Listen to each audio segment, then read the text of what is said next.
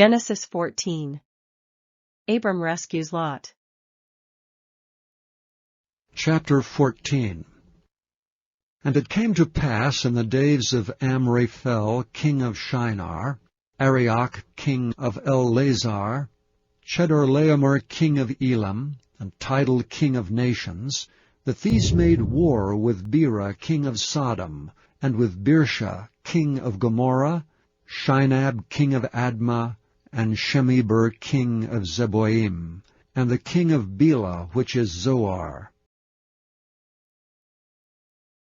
All these were joined together in the vale of Siddim, which is the Salt Sea. 12 years they served Chedorlaomer, and in the 13th year they rebelled. And in the 14th year came to Chedorlaomer and the kings that were with him, and smote the Rephaims, and Ashtaroth, Karnaim, and the Zuzims and Ham, and the Emims in Sheva, Kiriathaim, and the Horites in their Mount Seir, unto El-Pharan, which is by the wilderness. And they returned and came to En-Mishpat, which is in Kadesh, and smote all the country of the Amalekites, and also the Amorites that dwelt in Hazanon Tamar. And there went out the king of Sodom, and the king of Gomorrah, and the king of Admah, and the king of Zeboim, and the king of Bela, the same as Zoar, and they joined battle with them in the vale of Siddim, with Chedorlaomer the king of Elam, and with Tidal king of nations, and Amraphel king of Shinar, and Arioch king of Elazar, 4 kings with 5. And the vale of Siddim was full of slime pits, and the kings of Sodom and Gomorrah fled, and fell there, and they that remained fled to the mountain. And they took all the goods of Sodom and Gomorrah, and all their victuals, and went their way. And they took Lot, Abram's brother's son, who dwelt in Sodom, and his goods, and departed. And there came one that had escaped, and told Abram the Hebrew, for he dwelt in the plain of Mamre, the Amorite, brother of Eshcol, and brother of Aner. And these were confederate with Abram. And when Abram heard that his brother was taken captive, he armed his trained servants, born in his own house, 318, and pursued them unto Dan. And he divided himself against them, he and his servants by night, and smote them and pursued them unto Hobah, which is on the left hand of Damascus. And he brought back all the goods, and also brought again his brother Lot, and his goods, and the women also, and the people. And the king of Sodom went out to meet him after his return from the slaughter of Chedorlaomer, and of the kings that were with him, at the valley of Sheva, which is the king's dale. And Melchizedek, king of Salem, brought forth bread and wine, and he was the priest of the Most High God. And he blessed him, and said, Blessed be Abram of the Most High God, possessor of heaven and earth. And blessed be the Most High God, which hath delivered thine enemies into thy hand. And he gave him tithes of all. And the king of Sodom said unto Abram, Give me the persons, and take the goods to thyself. And Abram said to the king of Sodom, I have lifted up mine hand unto the Lord, the Most High God, the possessor of heaven and earth, that I will not take from a thread even to a shoe latchet, and that I will not take anything that is thine, lest thou shouldst say, I have made Abram rich. Save only that which the young men have eaten, and the portion of the men which went with me, Aner, Eshcol, and Mamre. Let them take their portion. EGW comments on Genesis 14 verses 18 to 20. Genesis 14 verses 18 to 20. And Melchizedek, king of Salem, brought forth bread and wine, and he was the priest of the Most High God.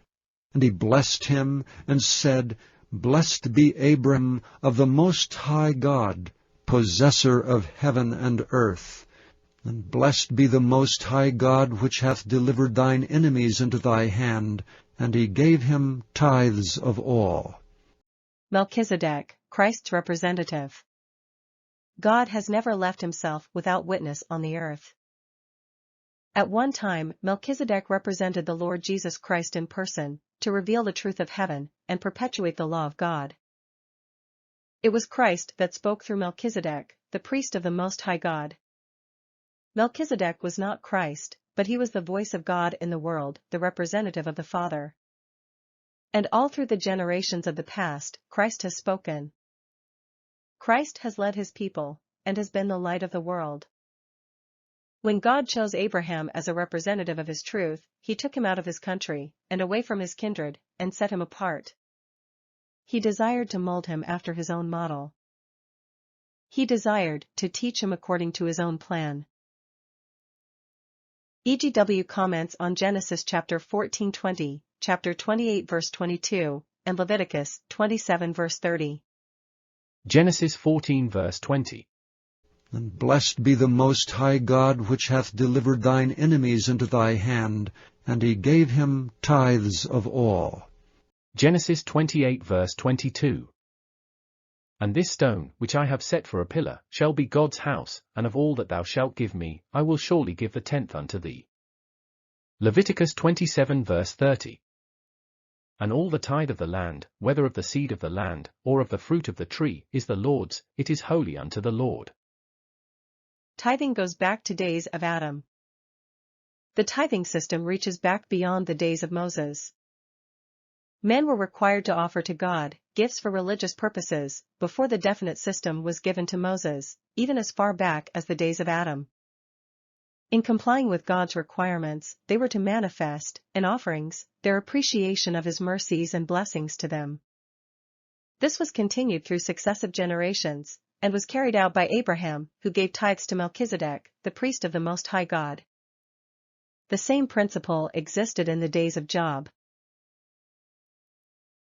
Excerpt from Patriarchs and Prophets, chapter 12.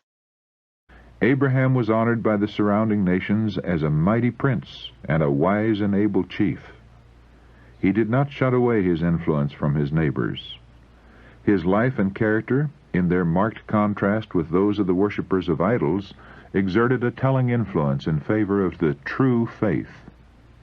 His allegiance to God was unswerving, while his affability and benevolence inspired confidence and friendship, and his unaffected greatness commanded respect and honor. His religion was not held as a precious treasure to be jealously guarded and enjoyed solely by the possessor. True religion cannot be thus held, for such a spirit is contrary to the principles of the gospel. While Christ is dwelling in the heart, it is impossible to conceal the light of his presence, or for that light to grow dim. On the contrary, it will grow brighter and brighter as day by day the mists of selfishness and sin that envelop the soul are dispelled by the bright beams of the Sun of Righteousness. The people of God are his representatives upon the earth, and he intends that they shall be lights in the moral darkness of this world.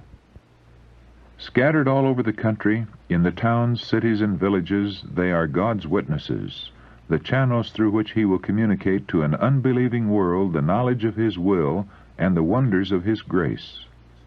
It is his plan that all who are partakers of the great salvation shall be missionaries for him. The piety of the Christian constitutes the standard by which worldlings judge the gospel. Trials patiently borne, blessings gratefully received, meekness, kindness, mercy, and love habitually exhibited, are the lights that shine forth in the character before the world, revealing the contrast with the darkness that comes of the selfishness of the natural heart. Rich in faith, noble in generosity, unfaltering in obedience, and humble in the simplicity of his pilgrim life, Abraham was also wise in diplomacy and brave and skillful in war.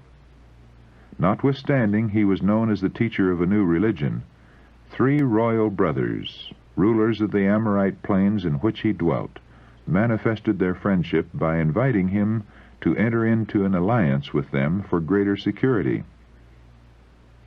For the country was filled with violence and oppression.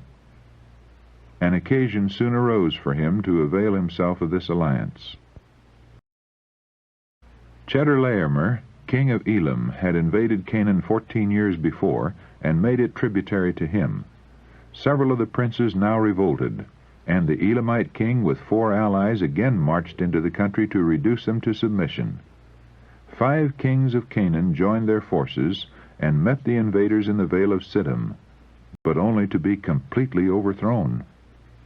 A large part of the army was cut to pieces, and those who escaped fled for safety to the mountains. The victors plundered the cities of the plain and departed with rich spoil and many captives, among whom were Lot and his family. Abraham, dwelling in peace in the oak groves at Mamre, learned from one of the fugitives the story of the battle and the calamity that had befallen his nephew.